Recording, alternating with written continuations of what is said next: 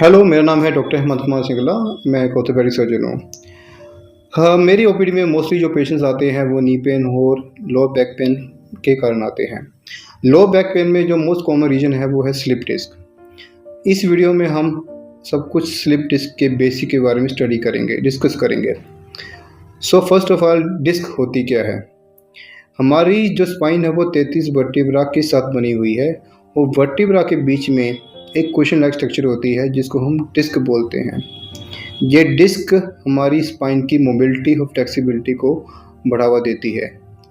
जैसे हमने नीचे झुकना है, पीछे झुकना है, साइड में भी मूवमेंट करनी है, ये सब कुछ डिस्क के कारण ही संभव हो पाता है। ये दो पार्ट्स के साथ बनी होती है, एक आउटर रिंग लाइक स्ट्रक्चर जिसको हम एंडोसिस फाइब्रोसिस बोलते हैं और बीच में एक जेल लाइक स्ट्रक्चर होती है जिसको हम न्यूक्लियोसिस पल्पोसिस बोलते हैं। ये बेसिकली हमारे जो बॉडी का प्रेशर है उसको भी रीडिस्ट्रीब्यूट करती है। अब डिस्क, स्लिप डिस्क होती क्या है? बेसिकली जो इनर जो जेल लाइक स्ट्रक्चर होती है वो बाहर रिंग लाइक स्ट्रक्चर को पुश करने लग जाए और फिर उसको बीच करके हमारे स्पाइनल कैनाल में आ जाए, उसको हम स्लिप डिस्क बोलते हैं। कोजेस क्या होते हैं स्लिप डिस्क के? मोस्ट कॉमन जो कारण है वो है एज, सेकंड है ओबेसिटी, थर्ड है हैवी लिफ्टर। जो वेट लिफ्टर होते हैं या न्यू जिम ज्वाइन करते हैं वो गलत तरीके से वेट उठा लेते हैं जिससे हमारे सडनली स्पाइन पे प्रेशर बढ़ने लग जाता है और डिस्क सडनली कोलैप्स कर जाती है, ऊपर आ जाती है। अनदर रीज़न है सडन मूवमेंट, जर्की मूवमेंट और एनी अदर ट्रोमा। सो डिस्क कितने टाइप्स की होती है और कितने स्टेजेस में ये बाहर आती है? फर्स्ट स्टेज होती है डिस्क डीजनरेशन। इसमें हमारी जो डिस्क होती है उसकी हाइट कम होने लग जाती है और थिन आउट होने लग जाती है और जो इनर जेल लाइक स्ट्रक्चर होती है वो बाहर की तरफ पुश होने लग जाती है। इसको हम डिस्क डीजनरेशन स्टेज बोलते हैं। फिर आती है डिस्क कोलैप्स और डिस्क प्रोट्रूजन स्टेज। इसमें जो आउटर रिंग होती है वो काफ़ी थिन हो जाती है पर अभी भी इंटैक्ट होती है, पर वो इनर जो जेल होती है उसके साथ थोड़ी थोड़ी सी बाहर स्पाइनल कैनाल में आ जाती है। इसको हम डिस्क प्रोट्रूजन बोलते हैं। थर्ड स्टेज होती है डिस्क एक्सट्रूजन। इसमें जो आउटर रिंग है वो ब्रीच और फट जाता है या ब्रेक हो जाता है और gel like structure spinal canal में आ जाती है। वो लास्ट स्टेज होती है डिस्क स्क्रिस्टेशन। इसमें पूरा का पूरा जेल स्पाइनल कैनाल में आ जाता है। वो सीवियर नर्व रूट कंप्रेशन करने लग जाता है और इसी के कारण हमारे सीवियर सिम्टम आने लग जाते हैं। तो सिम्टम्स क्या होते हैं? सिम्टम बेसिकली मोस्ट कॉमन जो सिम्टम होता है वो बैक पेन होता है, आइदर सेंटर में होगा या साइड में होगा और कभी कभार नीचे लातों में भी रेडिएशन जाने लग जाता है।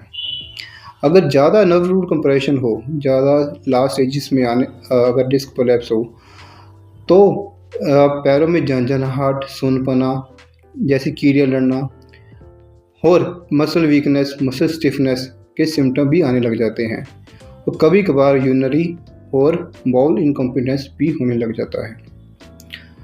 सो नेक्स्ट पार्ट है कि ट्रीटमेंट ऑप्शंस। फर्स्ट जो मोस्ट कॉमन ट्रीटमेंट ऑप्शन है वो है कंजर्वेटिव मैनेजमेंट। इसमें हम पेशेंट को रेस्ट एडवाइस करते हैं, कोई झुक के कोई चीज़ उठाना, भारी काम करना की हम मनाही करते हैं। उसको pain relief medication, muscle relaxation medication, hot और कोल्ड थेरेपी, फिजियोथेरेपी और लंबर सपोर्ट जैसे कि लंबोसेक्युलर बेड भी एडवाइस करते हैं।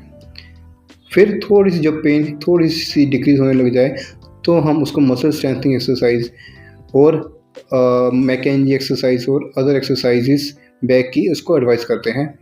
इससे पेशेंट की इससे भी पेन ना ली हो तो पेशेंट को हम एपिड्यूरल स्टीरॉयड इंजेक्शन एडवाइस करते हैं।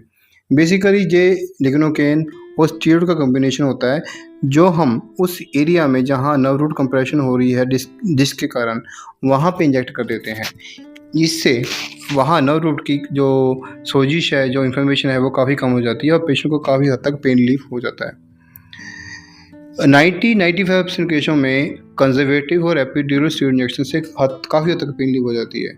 पर अगर सिम्टम सीवियर हों जैसे कि पैरों में झंझनाहट, पैरों में सुनपना, मसल वीकनेस, मसल स्टिफनेस और इवन यूरिनरी और बाउल इनकॉन्टिनेंस, तो पेशेंट को हम सर्जरी एडवाइस करते हैं। इसमें हम आइदर माइक्रोस्कोपिकली जहाँ छोटे चीरे से और एंडोस्कोपी के तरीके से डिस्क रिमूव कर देते हैं, इसको हम डिसेक्टमी बोलते हैं।